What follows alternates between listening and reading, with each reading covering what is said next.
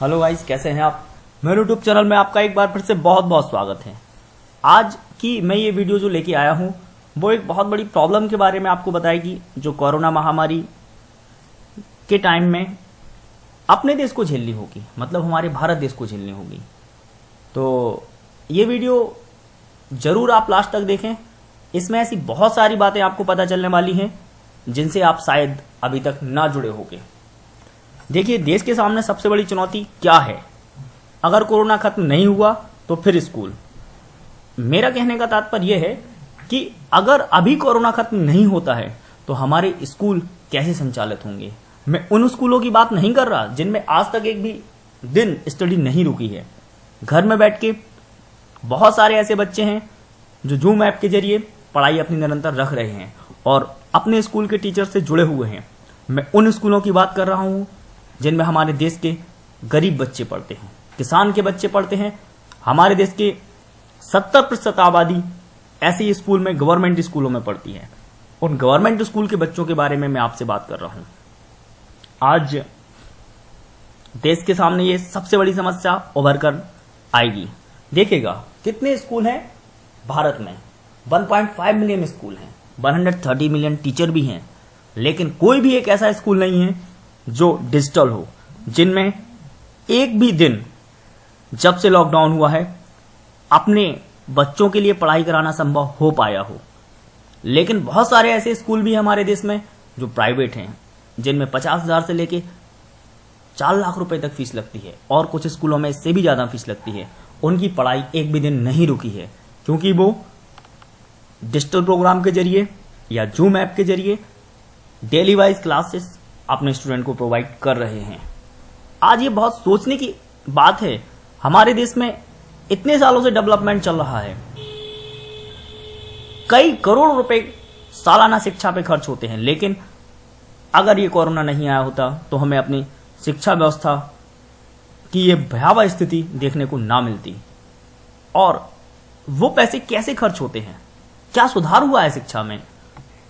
इन सारी समस्याओं के लिए लॉकडाउन को दोषी नहीं ठहराया जा सकता।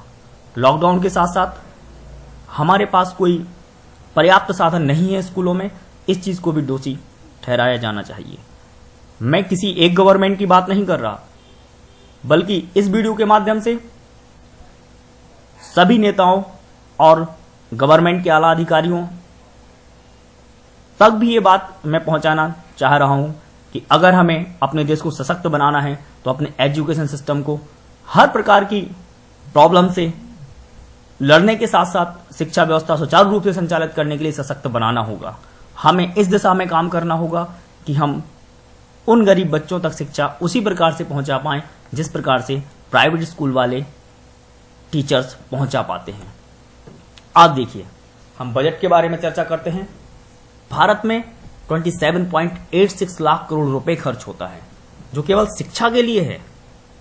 इसी प्रकार से ये बजट 29.58 चाइना में, 51.21 अमेरिका में, मतलब विकसित कंट्री बराबर ही बजट खर्च होता है।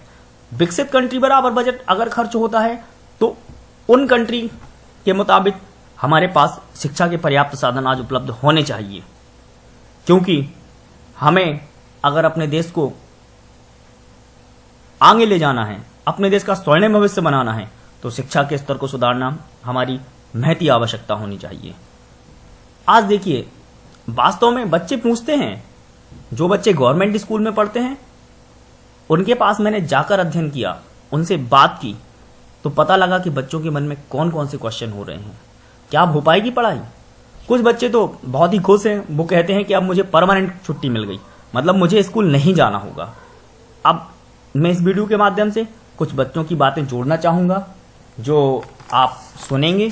इन बच्चों ने क्या बोला, मैं उन बच्चों का नाम नहीं लूंगा क्योंकि ऐसे बहुत सारे बच्चों की ये समस्या है। तो देखिए, आपको बच्चे अपनी आवाज में बोलेंगे। देखिए उनने अपने माइंड से कौन से क्वेश्चन मेरे सामने रखे हैं। अंकल, कुछ बच्चे कह रहे हैं कि उनके स्कूल के टीचर उन्हें घर आकर पढ़ा रहे हैं, क्या ये सच है? क्या मेरे किसान परिवार के लोग मुझे भी जूम ऐप से पढ़ाई करवा पाएंगे? क्या मेरे स्कूल में पढ़ाई हो पाएगी? कोरोना क्या मुझे पढ़ने नहीं देगा? देखिए, ये बच्चे अपनी लैंग्वेज में आपसे पूछ रहे हैं कि क्या कोरोना मुझे पढ़ने नहीं देगा। क्या ये संभव हो पाएगा कि वो बच्चे भी निरंतर पढ़ाई कर पाएं जैसे प्राइवेट स्कूल के बच्चे कर पा रहे हैं? आज देखिए, अगर कोरोना की वैक्सीन भी बन जाती है तो वैक्सीन को आसानी से सब तक पहुंचना बहुत मुश्किल वाली बात होगी। तो क्या सोशल डिस्टेंस के माध्यम से हमारी क्लासें संचालित हो पाएंगी?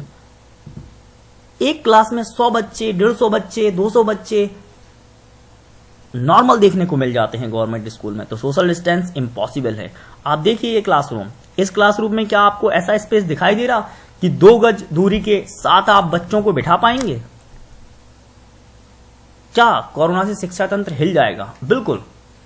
आज कोई भी ऐसा स्कूल गवर्नमेंट सशक्त नहीं है कि अपने कोरोना के टाइम में अपने देश के बच्चों का भविष्य बना सके।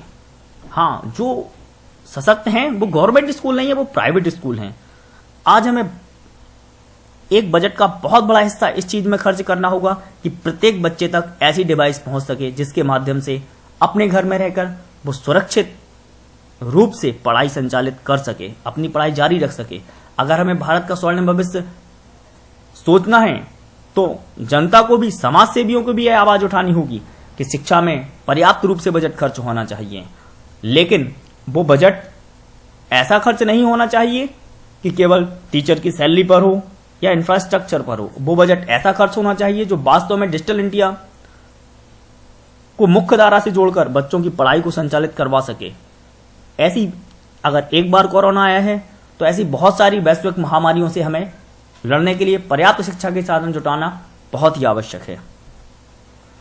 अगर आपको ये वीडियो समझ में आया है और आपको इंटरेस्टिंग लगा है तो प्लीज मेरे इस वीडियो को फॉरवर्ड कीजिए, ज्यादा से ज्यादा स्प्रेड कीजिए और हमारे भारत देश की सरकार तक जरूर ये वीडियो पहुंचना चाहिए, क्योंकि यह हमारे देश के भविष्य के लिए, आगे आने वाले बच्चों के भविष्य के लिए और विश्व स्तर पर जो भारत का विश्वास दुनिया में बना हुआ है उसको कायम रखने के लिए ऐसी शिक्षा व्यवस्था बहुत ही आवश्यक है। Thanks a lot. इस वीडियो को लाइक करें, सब्सक्राइब करें और मेरे चैनल को जरूर प्रमोट करें। Thanks a lot.